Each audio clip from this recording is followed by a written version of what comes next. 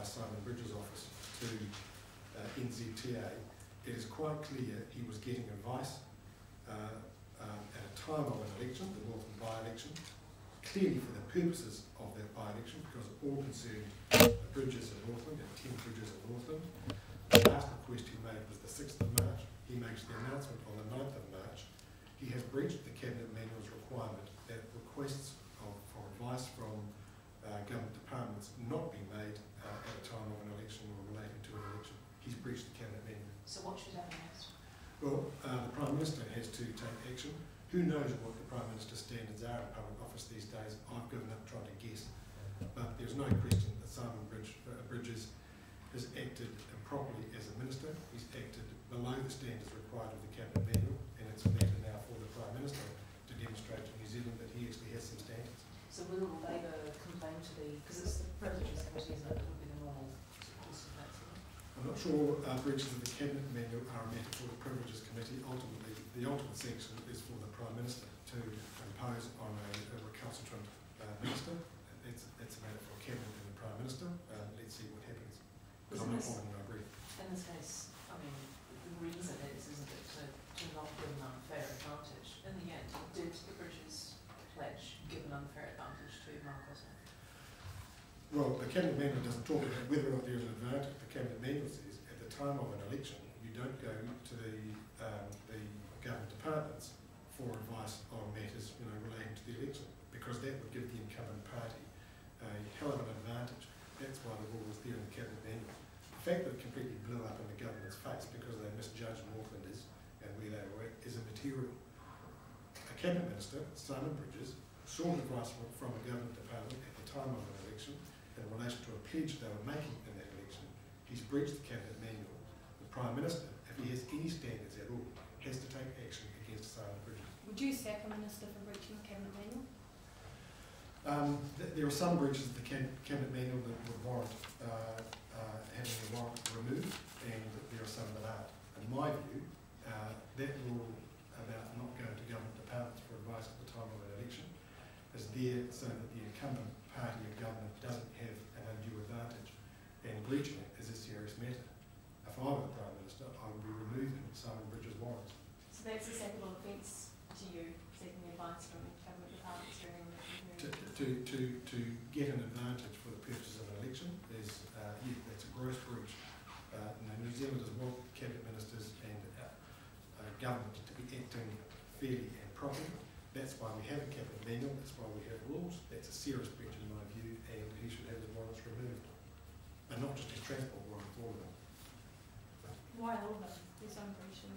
Because he's a Cabinet Minister, he might have another portfolios, but he is a Cabinet Minister and he's breached a serious rule on that occasion, and I think that's the Prime Minister is entitled to take the view that he doesn't have confidence, shouldn't have confidence in a minister who so blatantly breaches that important Cabinet Manual rule.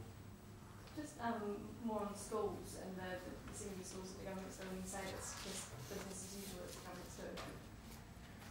So the extra schools, we know that the population, in particular around Auckland, is growing, and Hamilton, the population is growing. So you expect there's going to be more school and classroom capacity. So building more schools is frankly just keeping up. It's business as usual.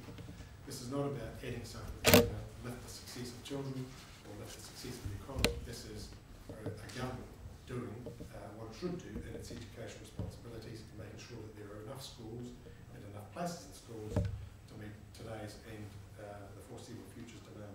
So isn't it then the government, isn't it a good thing just to kind of steady the branch situation normal?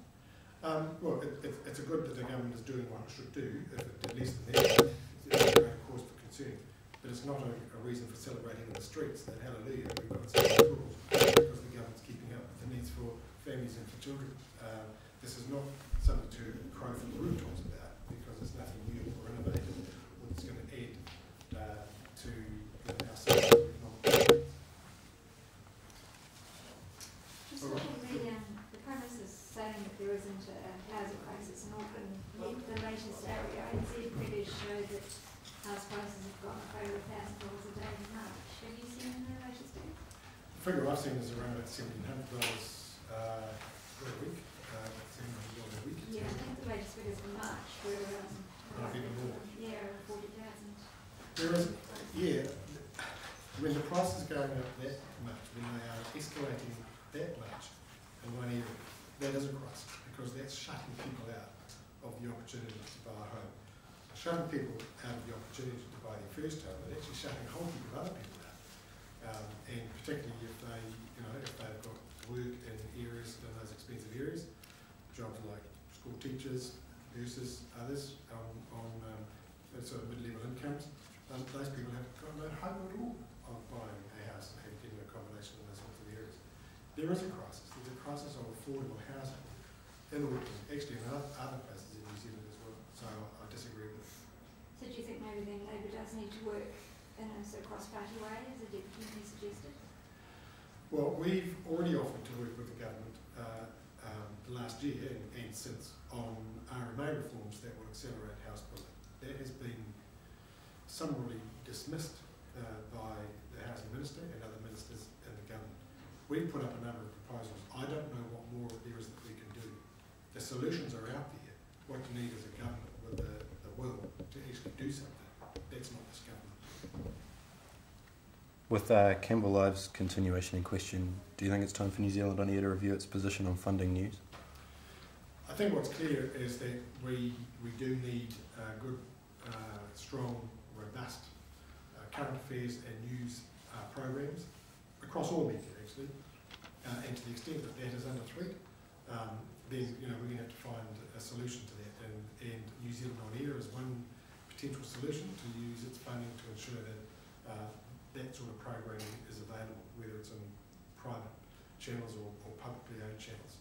We need to make sure, for the sake of a good, strong democracy, accountability of our public officials, and indeed of those who lead in our community, we need those sorts of programs. And do you have any concerns about the Prime Minister's relationship with Mark Weldon? I don't know what the Prime Minister's relationship with Mark Weldon is. I know people say, yes, he was brought in to run the Job Summit in 2009 and he's done various other tasks for the Prime Minister. I don't know whether that compromises Mark Weldon as a decision maker in the media industry. I just don't know enough.